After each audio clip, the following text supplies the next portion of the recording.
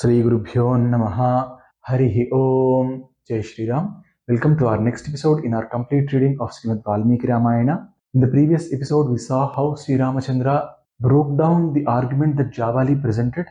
Now we are seeing how Vasishtha Mahamuni is now going to request Sri Ramachandra to come back to Ayodhya and rule the kingdom.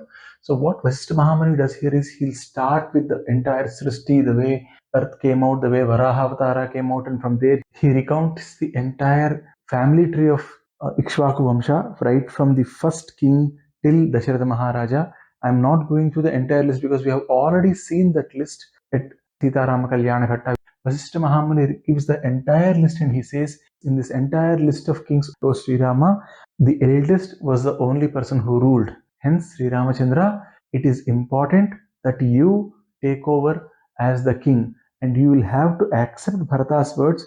Look at the love and affection Bharata is showing towards you. You should accept Bharata's words.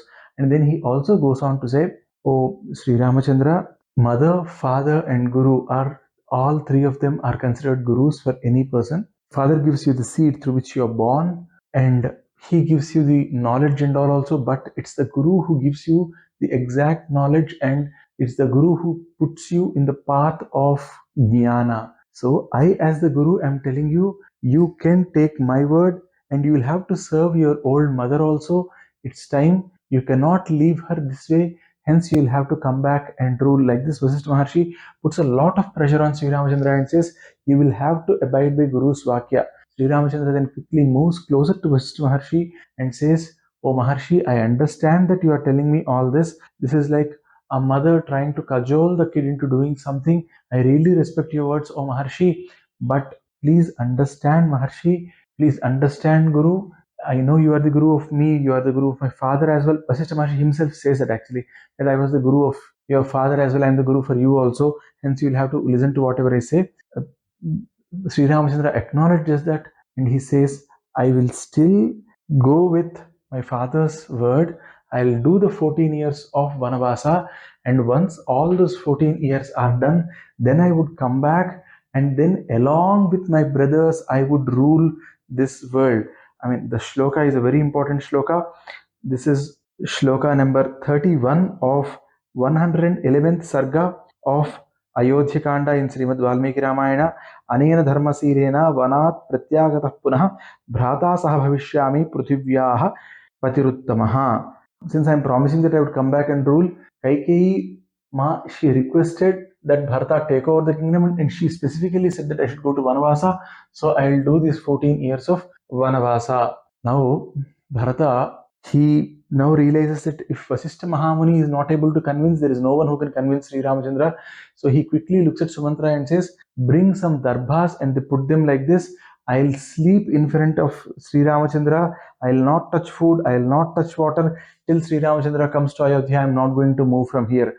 At this particular point of time, he gets the darbhas and he puts the kushas in a particular direction, and he even proceeds to sleep on that. Now Sri Ramachandra quickly intervenes and says, see, this is one thing that was given only to Brahmins, and that too when someone has taken his money and he is not returning that money, only a Brahmin can do this. Oh Bharata, you should not be doing this. You are a Kshatriya. You are not given this right. Since you made this mistake, you will have to do the Achamana and touch a person who has not committed sins. Do Achamana and touch me, and then you will be free from this sin. Bharata is now like totally shocked. He takes the water, he does the Achamana, he touches Sri Ramachandra, and then he looks at all the people around him and says, I tried my best to persuade Sri Ramachandra to come back home. Jabali tried, Vasishtha Mahamuni tried, Sumantra tried. You won't do anything? All of you are here just watching both of us. What are you all doing? He looks at them as if he is talking all these words. Now all the people around him, they realize that this is Bharata's intention, and they quickly intervene and say, oh Bharata, we all agree with whatever Sri Ramachandra said. Hence, we cannot push him or force him to come back to Ayodhya. He is the best. Now Bharata again falls on the feet of Sri Ramachandra and says, please come, we'll have to go and all. And in the meantime, all the rishis and munis who are living there, they quickly come because they know that Ravana Samhara needs to happen. And for that, Sri Ramachandra has to do Vanavasa. They quickly come and they convince Bharata by saying, "Oh Bharata, whatever your brother is saying is the exact right thing to be done. So please don't force him further." Listening to this, Bharata resigns to the fate and he says, "Okay, if everyone is pushing me towards this, I just don't know what to do." Again, let me clarify. These rishis and munis who have come there, they will not talk anything about Ravana Samhara or anything. They will just come, they'll just say Sri Ramachandra has to do Vanavasa, and saying this, they quickly go back. They convince Bharata for that and they quickly go back. Now Bharata, he feels helpless and now he again requests Sri Ramachandra, and then Bharata asks for Sri Ramachandra's padukas. He says, there is no other go for him except to accept whatever Sri Ramachandra is saying. So Bharata now reconciles to his fate and now he says, Adhiroharya padabhyam paduke hemabhushite ete hi sarvalokasya yogakshemam vidhasyataha. O Sri Ramachandra, the padukas that you are wearing, once you put your legs on the padukas that I am putting in front of you. He takes out padukas and he shows them to Sri Ramachandra and he says, just put your feet on these padukas which are made out of gold. You put your feet on these padukas and these padukas are going to ensure that all the people are going to be happy. And Sri Ramachandra quickly wears those padukas. He immediately leaves them also and he gives them back to Bharata. Bharata takes those padukas and then he says, "Oh Sri Ramachandra, after 14 years, if I am not seeing you, I'll be entering into fire. I'll tell everything that has happened in the kingdom to these padukas. I'll think that I'm reporting everything to you, and I accept you as the controller of this kingdom, and you are ruling using these padukas. You are the Shatru Samharaka, and O Sri Ramachandra, I am also not going to wear any of these Rajalanchanas.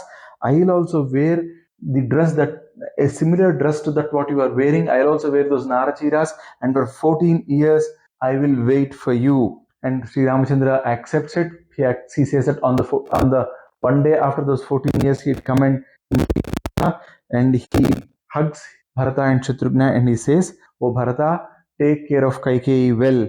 Never ever show anger on her. I am putting a oath on me, Sita, and I am requesting you to do this. Hence, you are under oath now. You cannot go back." And then, you cannot go back on this oath, and you'll have to respect Kaikeyi, is what Sri Ramachandra says. And then he gives them permission to leave. Then they all leave. Sri Ramachandra once again meets the mothers, touches their feet, takes their blessings, and with a very heavy heart, unable to move from there, but still, because there was nothing else that they could do, they, along with Bharata, all the people who have come from Ayodhya, they go back. Bharata goes back and he meets Bharadwaja on the way. He informs Bharadwaja about all the proceedings that have happened. Bharadwaja feels happy. Everyone there will feel very, very happy about the way these two brothers are conducting themselves. And from there, Bharata goes back to Ayodhya, and in Ayodhya, he sees the very, very sad state of affairs of the city. The whole city loses its glow, the glory and all, and people in the city, they look very, very sad, and a lot of birds, owls and all would be roaming through the streets. He feels very bad for the city. He again becomes very, very mournful, very, very sad, but then he recovers from it, and then he goes to his ministers, Vasistha Mahamuni, to his mothers, and informs all of them that he would not live in that city. He'll go to Nandigrama, which is a little away from the city, and he says that he would do the Pattabhisheka for those padukas that Sri Ramachandra wore and gave him, and he would rule the kingdom from there. Everyone accepts. So Bharata now starts for Paduka Pattabhisheka. Now, how does he do that and all? That we'll be seeing in our next episode. Sarve bhavantu sukhina, sarve santu niramayaha, sarve bhadrani pasyantu, ma kaschid dukkha bhag bhavet. Om sarvam saturi sai maharaj swam charanarvindar padamastu. Swasti. Jai Shri Ram.